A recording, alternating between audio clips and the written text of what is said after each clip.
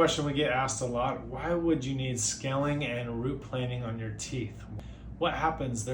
You have gingivitis, which is just an inflammation of your gums. The first sign is bleeding. Unfortunately, it doesn't hurt.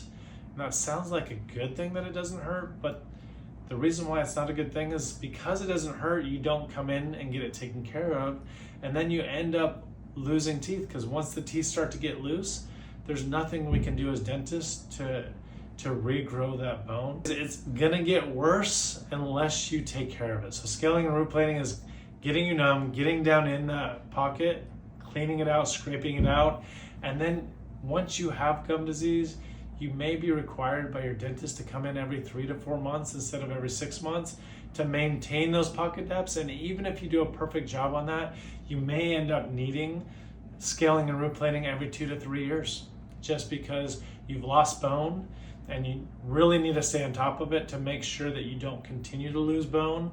Otherwise, you're going to end up with a full set of implants. So don't ignore your gum disease. Don't ignore your gingivitis. If your gums are bleeding, get in, get scaling and root planing, get whatever you need to get done.